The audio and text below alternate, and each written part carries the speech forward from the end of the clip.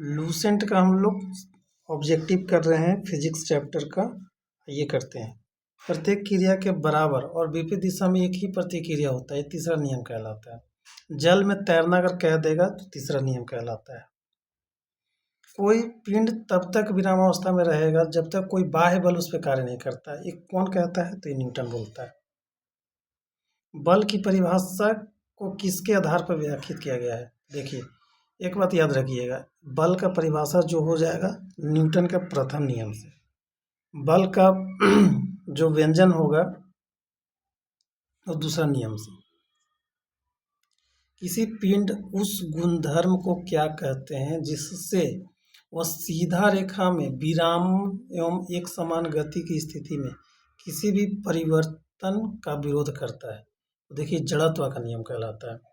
कोई रुका हुआ है, एकदम विरामावस्था में, एकदम रुका हुआ है यहाँ पे, जब तक वो नहीं हिलेगा, जब तक वो क्या करेगा, ये कौन सा जड़त्व का नियम कहता है। और जड़त्व के नियम को ही न्यूटन का फर्स्ट नियम बोलते हैं, याद रखिएगा।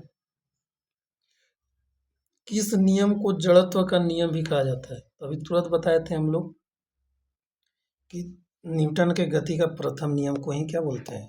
जड़त्व का नियम बोलते हैं। गाड़ी खींचता हुआ घोड़ा किस बल के कारण आगे बढ़ता है? तो देखिए, किस बल के कारण बढ़ता है? तो आरोपित बल के कारण बढ़ता है। पृथ्वी द्वारा घोड़े के पैर पर जो बल लगा रहा है उसको आरोपित बल बोलते हैं।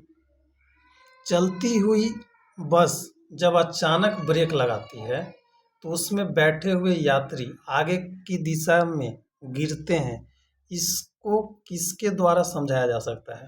तो पहला नियम जो न्यूटन का पहला नियम है, फर्स्ट नियम है, उसके अनुसार हम लोग क्या देखेंगे, कोई भी गाड़ी बस में हम लोग चल रहे हैं और अचानक ब्रेक लग जाएगा तो हम लोग आगे की दिशा में क्या करते हैं, लगता है कि आगे की ओर गिर जाएंगे। तो कौन सा बोलता है? न्यूटन का फर्स्ट नियम। निम्नलिखित में से रॉकेट किस सिद्धांत पर कार्य करता है? तो गति का संरक्षण पर कार्य करता है। न्यूटन में रॉकेट किस सिद्धांत पर कार्य करेगा? तो गति का संरक्षण में, याद रखिएगा। अश्व यदि एकाएक चलना प्रारंभ कर दे तो अश्वारोही गिरने की आशंका का कारण होता है। तो विश्राम जड़त्व, क्योंकि वो पहले विश्राम में था, वो रुका हुआ था। सपोज ऐसा रुका हुआ है और अचानक घोड़ा चालू कर दिया तो हम लोग क्या करेंगे, गिरने की स्थिति में आ जाता है। तो ऐसा कौन सा होता है? विश्राम जड़त्व हो जाता है।